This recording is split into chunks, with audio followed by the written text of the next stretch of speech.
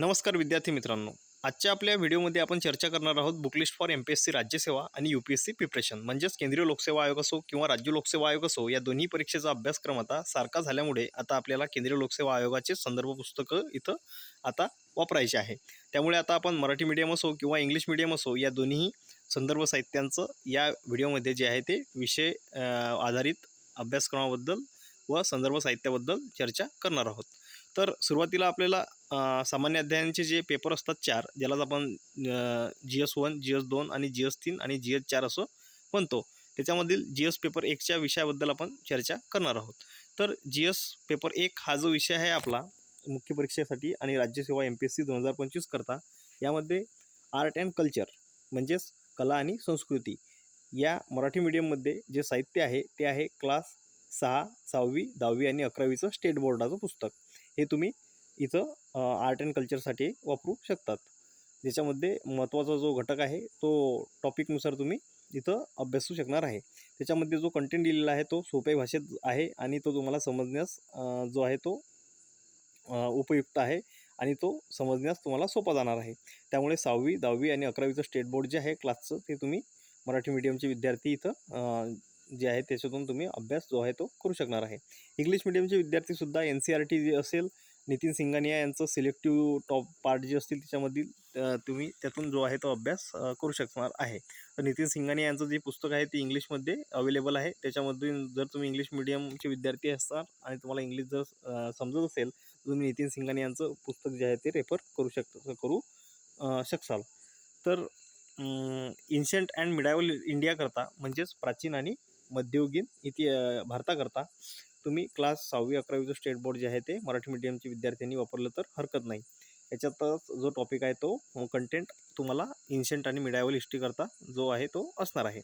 English मीडियमचे विद्यार्थी NCERT जे आहे ते new and old Satish Chandra यांचं सिलेक्टिव्ह पार्टचं जे पुस्तक आहे रेफरन्स बुक, ते सुद्धा मोस्ट इम्पॉर्टंट बुक्स आहे मिडायवल आणि एन्शियंट हिस्ट्री करता।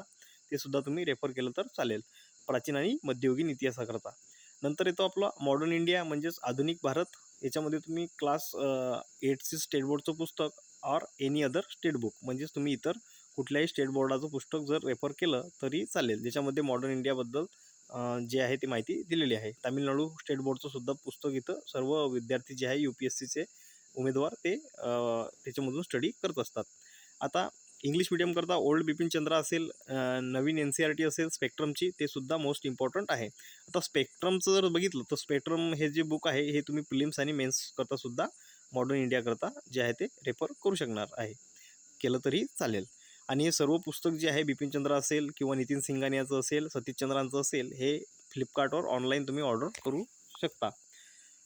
पोस्ट इंडिपेंडन्स इंडिया करता तुम्ही क्लास 9 स्टेट बोर्डचं आणि क्लास 12वीचं स्टेट बोर्डचं आणि पॉलिटिकल सायन्स वर्ल्ड आफ्टर 1991 याकरता तुम्ही मराठी मीडियमचे विद्यार्थी 9वी 12वी स्टेट बोर्ड जे आहे तुम्ही इथं संदर्भ साहित्य घेऊ शकता।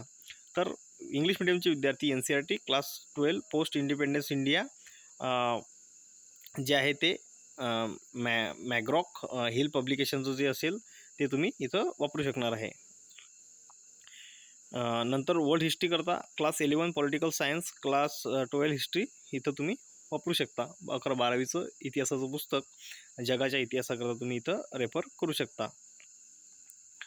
नंतर new NCERT class 9 to 10 old NCERT Arjun Dev यांचं पुस्तक तुम्ही स्टोरी ऑफ सिव्हिलायझेशन इथं वापरलं तरी चालेल इंग्लिश मीडियमच्या विद्यार्थ्यांनी। आणि अर्जुन देव यांचं पुस्तक जे आहे ते आपलं के सागर पब्लिकेशनने मराठीतसुद्धा याचं अनुवादन जे आहे ते केलेलं आहे। म्हणून जगाच्या इतिहासाकरता तुम्ही क्लास 11 पॉलिटिकल सायन्स आणि 12वीचं इतिहासाचं पुस्तक वापरलं तरीही चालेल मराठी मीडियमच्या विद्यार्थ्यांनी।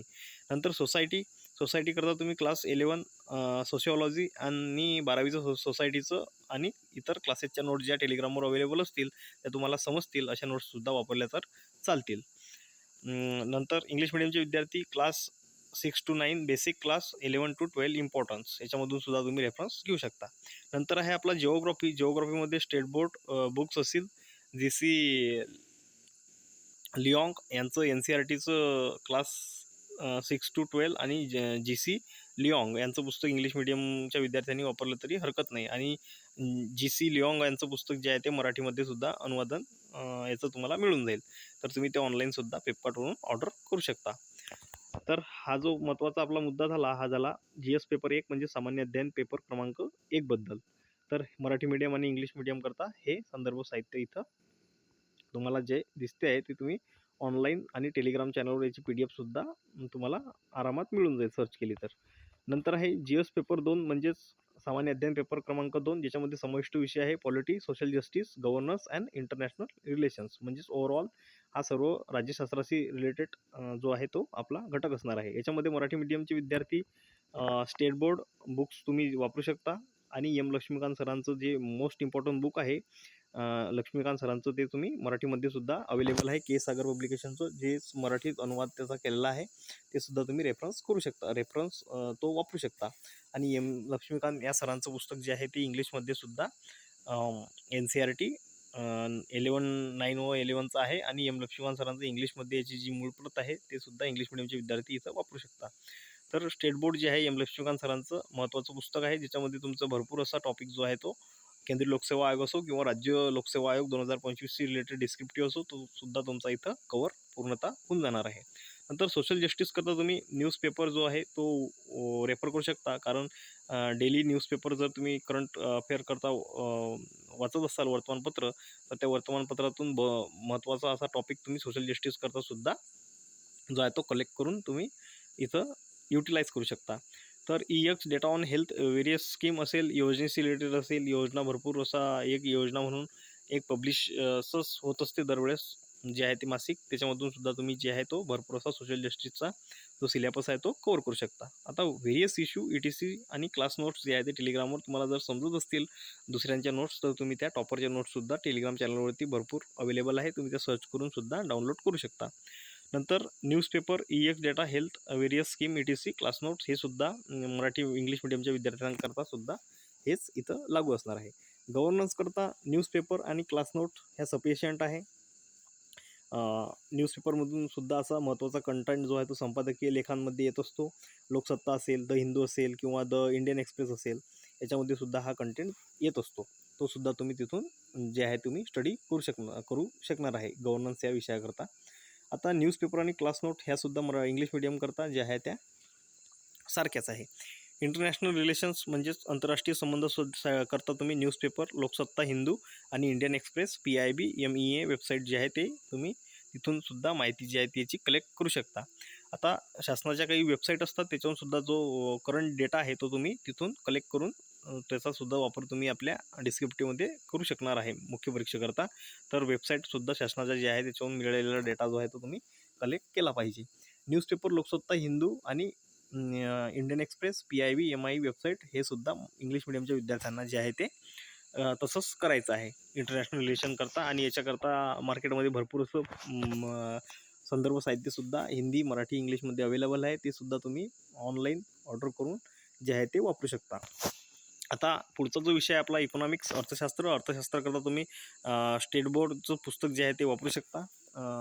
जे आहे 10वी, 11वी, 12वीचं ते सुद्धा तुम्ही इथं वापरू शकता. त्याच्यामध्ये newspaper reading is most important topic आहे, कारण अर्थशास्त्राशी रिलेटेड जे घटक आहे ते चांगल्या प्रकारे द हिंदूमध्ये येत असतात. जर तुम्हाला इंग्लिश पेपर वाचण्याची सवय असेल किंवा तुम्ही गुगल ट्रान्सलेट करून ट्रान्सलेट वापरून किंवा आता AI असल्यामुळे तुम्ही भरपूर इन्फॉर्मेशन जे आहे तुम्हाला इंटरनेटवर याची करंट बेस जे आहे ते मिळू शकणार आहे. त्यामुळे तुम्ही ते वापरले तरी चालेल.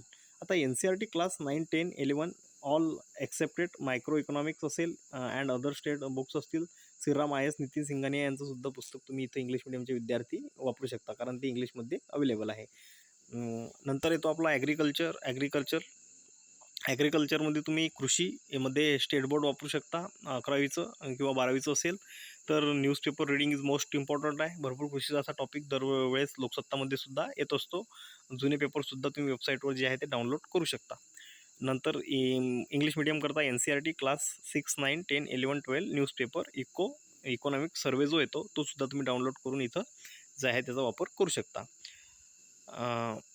नंतर आपला ॲग्रिकल्चर, सायन्स अँड टेक आणि इन्व्हायरमेंट म्हणजे हे GS 3शी निगडीत असे विषय आहे. सामान्य अध्ययन पेपर क्रमांक 3शी याच्यामध्ये सुद्धा तुम्ही जे आहे सायन्स अँड टेकमध्ये स्टेट बोर्ड वापरू शकता. करंट डेव्हलपमेंट्स आर इम्पॉर्टंट न्यूजपेपरसुद्धा तुम्ही इथं जे आहे ते डेटा कलेक्ट करून तुम्ही इथं तो वापरू शकता. तर स्टेट बोर्डचे पुस्तकसुद्धा सायन्स अँड टेककरता मोस्ट इम्पॉर्टन्स आहे. NCERT बेसिक्स आणि तुम्ही रेफरन्स बुकसुद्धा मार्केटमध्ये जे आहे अवेलेबल ते सुद्धा तुम्ही इथं वापरू शकणार आहे. कुठलं पण चालेल.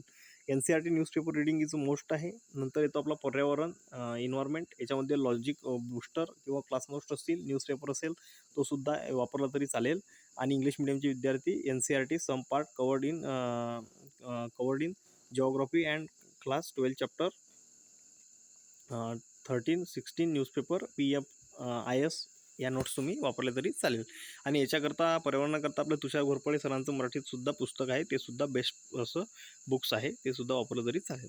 आता डिझास्टर मॅनेजमेंट म्हणजे आपत्ती व्यवस्थापन, current affair and basic class notes, self प्रिपरेशनसुद्धा तुम्ही वापरलं तरी हरकत नाही. आता NCERT 8 class current issue, IMP geography physical हे सुद्धा इंग्लिश मिडियमच्या विद्यार्थ्यांनी रेफर केलं तरी चालेल. आणि जिओग्राफीमध्ये सुद्धा याचा भरपूर घटक जो आहे डिझास्टर मॅनेजमेंटचा हा सुद्धा आपल्या स्टेट बोर्ड NCERTमध्ये सुद्धा चांगल्या प्रकारे दिलेला आहे. 8वी 9वी 10वीच्या पुस्तकामध्ये बी तुम्ही शोधला तर तुम्हाला जो आहे तो मिळून जाईल. तर हा विषय तिथून सुद्धा कवर होतो. आता इंटरनल सिक्युरिटी म्हणजेच आपलं अंतर्गत जे हे आहे आंतरिक सुरक्षा जो विषय आहे, आंतरिक सुरक्षामध्ये तुम्ही क्लास नोट्स आर सेल्फ प्रिपरेशनसुद्धा करू शकता. आणि अशोक कुमार IPS सरांचं जे पुस्तक आहे सेल्फ प्रिपरेशनसुद्धा करू शकता. आणि अशोक सरांचं जे पुस्तक आहे, अशोक कुमार सरांचं IPS आहे ते, त्यांचंसुद्धा बुक्स तुम्ही इथं रेफर केलं तरी चालेल. तर इंटरनल सिक्युरिटीकरता, आंतरिक सुरक्षाकरता तुम्ही भरपूर असा कंटेंट इंटरनेटवर सुद्धा अवेलेबल आहे. यूट्यूबवर सुद्धा भरपूर दृष्टी IASची व्हिडिओ असेल, व्हिजन IASची व्हिडिओ असतील, ते सुद्धा तुम्ही रेफर करू शकता. आणि महत्त्वाचं म्हणजे इथं इकॉनॉमी या विषयाचा जो दिलेला आहे घटक, त्याच्यामध्ये तुम्ही मृणाल सर म्हणून व्हिडिओ जरी सर्च केले इकॉनॉमीचे तर ते तुम्ही बघितले तरी तुम्हाला भरपूर असं तिथून कंटेंट जो आहे तो या विषयाकरता मिळून जाणार आहे. म्हणून इंटरनेटवर सुद्धा तुम्ही सर्च केलं तरी चालेल. प्रत्येक विषयाचं जर तुम्हाला समजलं नाही तरी इंटरनेटचा इथं जो आहे तो छान असा उपयोग आपल्या केंद्रीय लोकसेवा आयोग असो किंवा राज्य लोकसेवा आयोग डिस्क्रिप्टिव्ह एक्झामकरता जे आहे ते होणार आहे. चौथा विषय जो आहे आपला तो आहे इथिक्स म्हणजेच सामान्य अध्ययन 4, ज्यालाच आपण नीतिशास्त्र, दर्शनशास्त्र असं म्हणू शकतो. नैतिक सचोटीसुद्धा त्याला मराठीमध्ये जे आहे ते म्हणतात. तर प्रेफर एनी स्टँडर्ड बुक दोन्ही ऑप्शन आहे. कुठलं पण तुम्ही इथिक्स करता स्टँडर्ड बुक जे आहे तुम्हाला मार्केटमध्ये मिळते ते सुद्धा तुम्ही वापरलं तरी चालेल. आणि GS 4वर आपण संबंधित एक उत्कृष्ट पुस्तक आणि डिटेल्स व्हिडिओसुद्धा आपल्या चॅनलवरती त्याचा व्हिडिओ आपण जो आहे तो पुढे चालून टाकूच या. त्याबद्दल कुठलं तरी पुस्तक वापरलं तरी आता चालेल. तर हे सर्व विषय जे आहे याशी निगडीत जे काही मटेरियल आहे ते तुम्हाला ऑनलाईन टेलिग्राम चॅनलवरती सुद्धा मिळेल आणि ऑनलाईनसुद्धा मिळेल. आणि भरपूर असा टॉपिक जो आहे तो तुम्ही फ्लिपकार्ट आणि ॲमेझॉनवर सुद्धा जो आहे तो ऑर्डर करू शकता. तर धन्यवाद. चॅनलवरती नवीन असाल तर चॅनलला सबस्क्राईब करा आणि बेल आयकॉन दाबा, जेणेकरून तुम्हाला लवकरात लवकर व्हिडिओ जो आहे तो तुमच्यापर्यंत पोहोचेल. तर पुढच्या व्हिडिओमध्ये अशाच काही विशेष संदर्भ साहित्याबद्दल चर्चा करूया. तोपर्यंत धन्यवाद.